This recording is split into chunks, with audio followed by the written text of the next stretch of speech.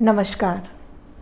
आज हम सामाजिक परिवर्तन यानी सोशल चेंज के बारे में समझेंगे।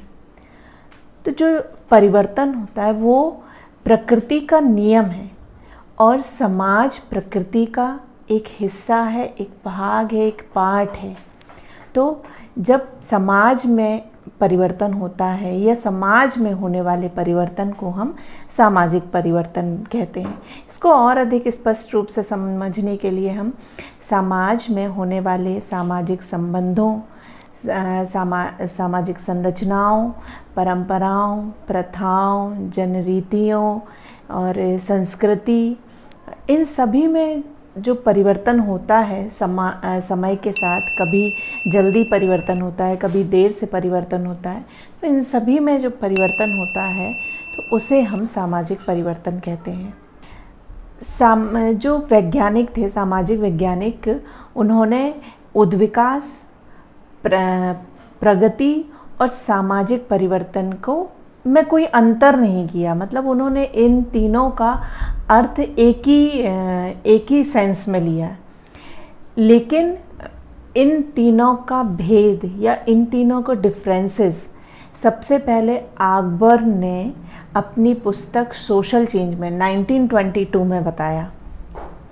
उन्होंने उद्विकास, प्रगति और सामाजिक परिवर्तन के भेद को बताया और सामाजिक परिवर्तन के अर्थ को स्पष्ट किया।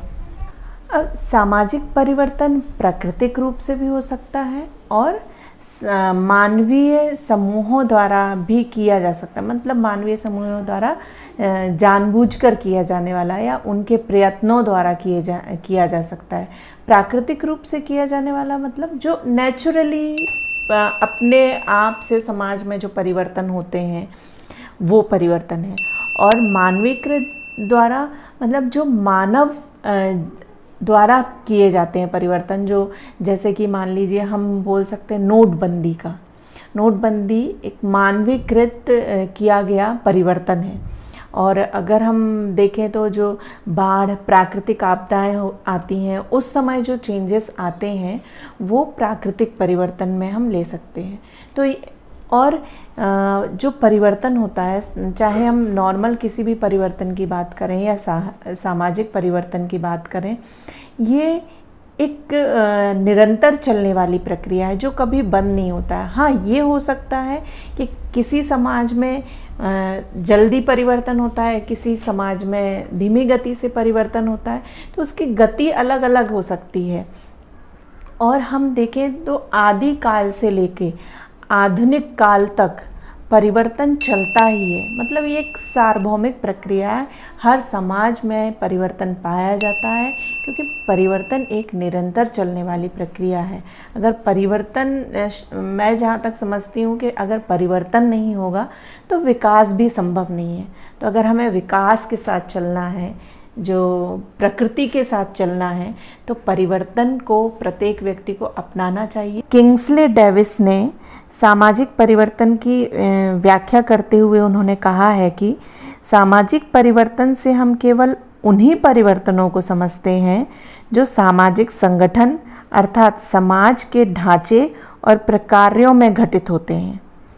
यानी कि समाज की विभिन्न इकाइयों जैसे संस्थाएं, समुदाय, समितियों, समूह एवं परिस्थितियों आदि मिलकर सामाजिक ढांचे का निर्माण करती हैं और इन इकाइयों के अलग अलग कार्य हैं। तो इन सभी में होने वाले परिवर्तन को इन्होंने सामाजिक परिवर्तन माना है। गिन्सबर्ग लिखते हैं, सामाजिक परिवर्तन से मेरा तात्पर्य सामाजिक ढांचे में परिवर्तन से है। उदाहरण के रूप में समाज के आकार, उसके विभिन्न अंगों की बनावट या संतुलन अथवा उसके संगठन के प्रकारों में होने वाले परिवर्तन से है।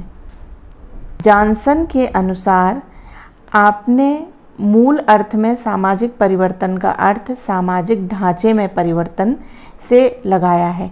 जॉनसन का भी यही मानना है कि सामाजिक संरचनाओं या सामाजिक ढांचे में जो परिवर्तन होता है उसको उन्होंने सामाजिक परिवर्तन की संज्ञा दी है। तो फिर हम ये कह सकते हैं कि सामाजिक परिवर्तन उन परिवर्तनों को कहते हैं जो मानवीय व्यवहारों, सामाजिक संरचनाओं, सामाजिक संबंधों, प्रथाओं, परिस्थितियों में होने वाले परिवर्तन सामाजिक परिवर्तन हैं।